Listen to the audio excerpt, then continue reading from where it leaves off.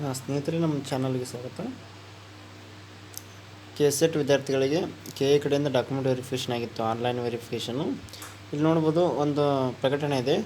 ಅರ್ಜಿಯಲ್ಲಿರೋ ವಿವರಗಳು ತಪ್ಪಾಗಿದ್ದಲ್ಲಿ ಸರಿಪಡಿಸಿಕೊಳ್ಳಲು ಅಂತಿಮ ಅವಕಾಶ ಅಂತ ಇದೆ.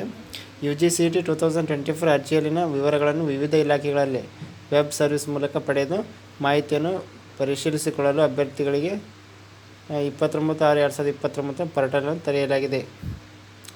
ಎಲ್ಲ ಮಾಹಿತಿ ಸರಿ ಇರುವವರು KAಗೆ ಬರುವ ಅಗತ್ಯ ಇಲ್ಲ. ಅಂದರೆ UGCET 2024 ಅರ್ಜಿಯಲ್ಲಿನ ವಿವರಗಳು ಮತ್ತು ವಿವಿಧ ಇಲಾಖೆಗಳ ವೆಬ್ ಸರ್ವಿಸ್ ಮೂಲಕ ಪಡೆದ ಮಾಹಿತಿಯನ್ನು ಪರಿಶೀಲಿಸಿಕೊಳ್ಳೋಕ್ಕೆ ಅಭ್ಯರ್ಥಿಗಳು ಟೈಮ್ ಕೊಟ್ಟಿದ್ದರು.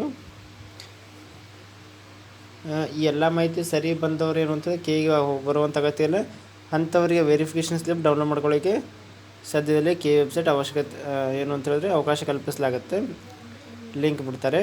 ಅಭ್ಯರ್ಥಿಗಳು ಆನ್ಲೈನ್ ಪೋರ್ಟಲ್ನಲ್ಲಿ ಗ್ರಹಿಸಿರೋ ಮಾಹಿತಿಗಳ ಪ್ರಕಾರ ವ್ಯತ್ಯಾಸವಿದ್ದಲ್ಲಿ ಇಂಥ ಅಭ್ಯರ್ಥಿಗಳು UGCET 2024ಗೆ ಅರ್ಜಿ ಸಲ್ಲಿಸಿ ಪ್ರತಿ ಪ್ರವೇಶ ಪತ್ರ, ಅಗತ್ಯವಾದ ಎಲ್ಲ ಮೂಲ ದಾಖಲೆಗಳು ಮತ್ತು ಎಲ್ಲ ಪ್ರಮಾಣ ಪತ್ರಗಳ 2 ಸೆಟ್ ಜೆರಾಕ್ಸ್ ಪ್ರತಿಗಳೊಂದಿಗೆ ಖುದ್ದಾಗಿ ಕರ್ನಾಟಕ ಪರೀಕ್ಷಾ ಪ್ರಾಧಿಕಾರಕ್ಕೆ ಕೆಳಗೆ ತಿಳಿಸಿರುವ ದಿನಾಂಕದಂದು ಹಾಜರಾಗಬಹುದಾಗಿದೆ.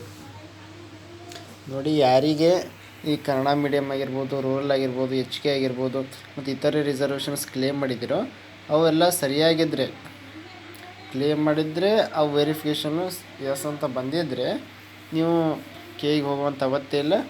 ಬಟ್ ಏನಾದರೂ ತಪ್ಪಾಗಿದ್ದರೆ, ನೀವು ರಿಸರ್ವೇಷನ್ ಕ್ಲೇಮ್ ಮಾಡಿದರೂ ಕೂಡ ಅದು ನಿಮಗೆ ವೆರಿಫೈ ಆಗಿರಲಿಲ್ಲ ಅಂತ ಹೇಳಿದ್ರೆ ಅಂಥ ವಿದ್ಯಾರ್ಥಿಗಳು ಖುದ್ದಾಗಿ KAಗೆ ಹೋಗಿಬಿಟ್ಟು ಆಫ್ಲೈನ್ ಮೂಲಕ ಡಾಕ್ಯುಮೆಂಟ್ ವೆರಿಫಿಕೇಷನ್ ಮಾಡಿಸ್ಬೇಕಾಗತ್ತೆ.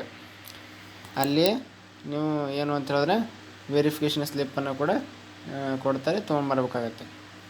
ಇಲ್ಲಿ ಟೈಮ್ ಕೊಟ್ಟಿದ್ದಾರೆ, ನೋಡ್ಬೋದು. 4/7/2024 ಕೊಟ್ಟಿದ್ದಾರೆ. ಫೋರ್ನೂನ್ ಸೆಷನ್ ಇದೆ, 10 to 12 PM. ರಿಪೋರ್ಟಿಂಗ್ ಟೈಮ್ 9:45 ಇದೆ. Engineering or any other discipline rank numbers ಅಂತ ಇದೆ. 1 to 40,000 ರ್ಯಾಂಕ್ ಇರೋರು ಹೋಗಬೇಕಾಗತ್ತೆ ಈ ಡೇಟಿಗೆ. ಮತ್ತು ನೋಡ್ಬೋದು, ಫೋರ್ನೂನ್ ಸೆಷನ್ 2 ಇರುತ್ತೆ. ಈ ಪ್ರಕಾರ ಡೇಟಿನ ಪ್ರಕಾರ 4, 5 ಮತ್ತು 6ನೇ ತಾರೀಕು 3 ದಿನ ಏನು ಅಂತ ಹೇಳಿದ್ರೆ ನಿಮ್ಮ ರ್ಯಾಂಕ್ ಅನುಗುಣವಾಗಿ ಏನು ಅಂತ ಡಾಕ್ಯುಮೆಂಟ್ ವೆರಿಫಿಕೇಷನ್ ಮಾಡ್ತಾರೆ. ನೋಡ್ಬೋದು, ಲಾಸ್ಟ್ ರ್ಯಾಂಕ್ ಇರೋರೆಲ್ಲ ಇದೆ. 21 ಲಕ್ಷ, 2 ಲಕ್ಷ, 10,000 ಎಲ್ಲ ಇದೆ ನೋಡಿ. ಯಾರಿಗೆ ಡಾಕ್ಯುಮೆಂಟ್ ವೆರಿಫಿಕೇಷನ್ ಸರಿಯಾಗಿ ವೆರಿಫೈ ಆಗಿಲ್ಲ ಆನ್ಲೈನ್ ಮೂಲಕ, ಅಂದರೆ SATS ಇಂದ ಮಾಹಿತಿಯನ್ನು ಪಡೆದುಕೊಳ್ಳಲಾಗುತ್ತೆ. SATS ಅಲ್ಲಿ ಏನಾದರೂ ರಾಂಗ್ ಇತ್ತು ಅಂತ ಹೇಳಿದ್ರೆ ನಿಮಗೆ ವೆರಿಫೈ ಆಗಿರೋದಿಲ್ಲ. ಕ್ಲೇಮ್ ಮಾಡಿದ್ರು ಕೂಡ ಅದು ರಿಸರ್ವೇಷನ್ನು ಅದು ಸಾಫ್ಟ್ವೇರು ಪಡೆದಿರೋದಿಲ್ಲ. ಅಂಥವ್ರು ಏನು ಅಂತ ಹೇಳಿದ್ರೆ ಆಫ್ಲೈನ್ ವೆರಿಫಿಕೇಷನ್ ಮಾಡಿಸ್ಬೇಕಾಗತ್ತೆ.